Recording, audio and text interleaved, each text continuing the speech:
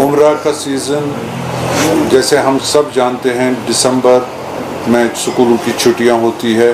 यहाँ पर कई सालों से अब एक ये मार्केट जनरेट हो चुकी थी कि लोग फैमिलीज़ लेकर उम्रा पे चले जाते थे, तो हमने भी उसी तरह से ये पैकेजेस कस्टमाइज़ करते थे। और एक तो इसको आसान और बहुत ही सस्ता बनाने की कोशिश हमारे एंड से होती थी।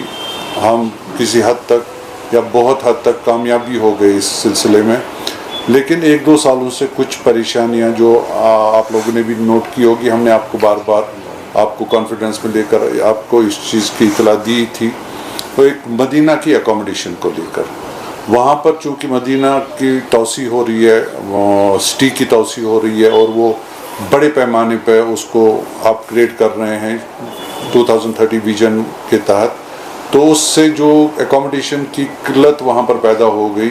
अगर वहाँ पर कैपेसिटी 100% की जो थी वो 40% रह गई, 60% एकोमोडेशन जो है डिमोलिश हो गई है और उसमें अभी हमने 5-8 साल ऐसे ही शायद गुजारने पड़ेंगे या कम से कम 6 साल।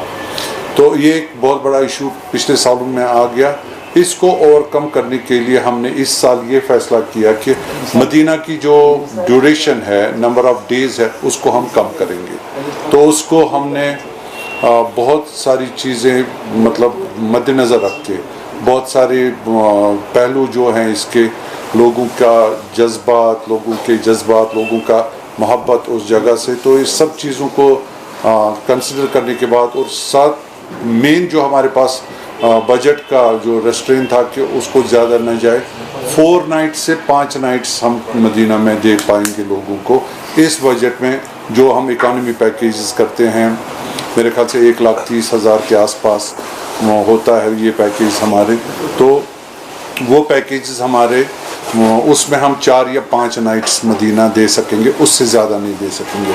उससे ज़्यादा हो सकता कोई ग्रुप ऑर्गेनाइज करे, वो ज़्यादा पैसा लोगों से ले करें, हमें उसमें कोई दिक्कत नहीं है। लेकिन ये जो इकोनॉमिकल पैकेजेस अभी चल रहे हैं ये 4 या 5 नाइट से ज़्यादा नहीं हो सकता। ये एक इशू था जो इस साल आने वाला था, लोग शायद इससे इरिटेट होते, तो उनको हम कबल अज़ वक्त पहले ही इतला करेंगे कि शायद आने वाले मंथ्स में इस तरह की कंडीशन वहाँ पर होगी मदीना मुनव्वरा के अंदर। दूसरा मसला था मक्का में अभी हमें जो दिक्कत नहीं थी, किल्लत नहीं थी एकोमोडेशन की, तो बहुत सारी एकोमोडेशन ऑप्शंस अवेलेबल थे बजट क्लास का।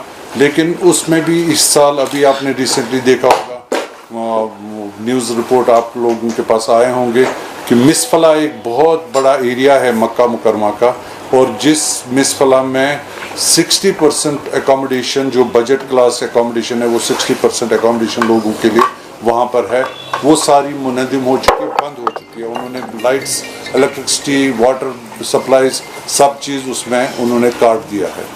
तो उस वजह से मक्का भी टाइट पोजीशन पे आ गया। तो उसको हम, लेकिन कुछ जिन लोगों की मिसफला में अकोमोडेशन थे उनके साथ दिक्कत आ सकती है, उनको हम बोल रहे हैं कि रिवाम्प करके उसको दूसरी जगह पे चेंज करें, वो लोग कर रहे हैं उस चीज़ में। तो इन चीज़ों से हम जुलझ ही रहे थे, इन चीज़ों को हम सेटल कर ही रहे थे। तो एक और बहुत बड़ा इशू जो हमारे सामने आ गया वो इंडिगो का आ गया। आपने देखा 2-2.5 हज़ार फ़्लाइट्स कैंसिल हो गई, लेकिन अभी अल्लाह का शुक्र है कि इंटरनेशनल फ़्लाइट्स पे अभी उतना असर नहीं होगा। लेकिन चूँकि हम खाली इंटरनेशनल नहीं यूज़ करते हैं, जब भी हम उम्रा पे जाते हैं हम डोमेस्टिक प्लस इंटरनेशनल यूज़ करेंगे, क्योंकि हमारे पास डायरेक्ट एयरपोर्ट है नहीं।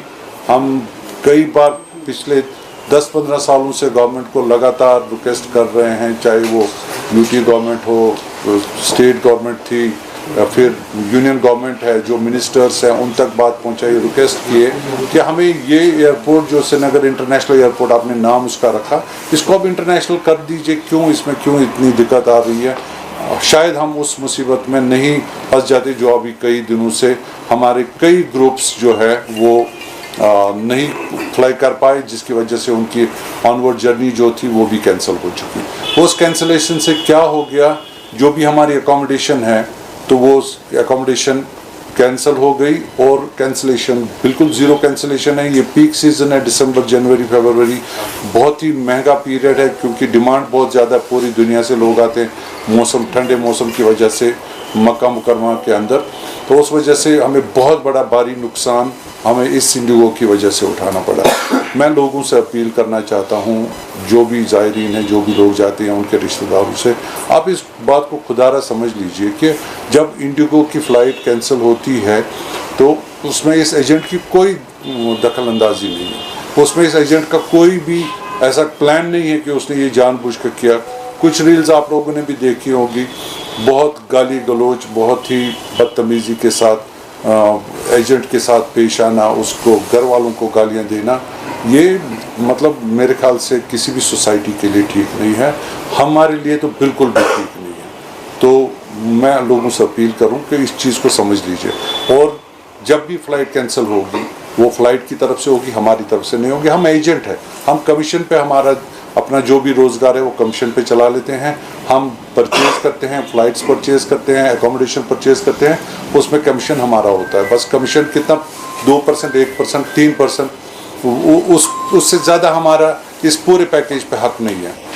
अब देखिए, जब आपकी फ़्लाइट कैंसिल हो गई तो आपके एकोमोडेशन का पैसा भी यही एजेंट देगा, यही एजेंट को नुकसान होगा। फ़्लाइट में टाइम आ गया, पेमेंट नहीं दे रहे हैं अभी वो, उसका भी परेशानी इसी को उठानी है। तो इसमें कोऑपरेट करने की ज़रूरत है। 3 नाइट्स की रिटेंशन के बाद, मतलब 3 नाइट्स वो कैंसिल करेंगे, जो भी हमारे अकोमोडेशन ग्रुप की होगी, 3 नाइट्स कैंसिलेशन होगी, वो कैंसिलेशन हर एक पैसेंजर को देनी पड़ेगी जब तक ये फ़्लाइट्स का कैंसिलेशन का सिलसिला होगा।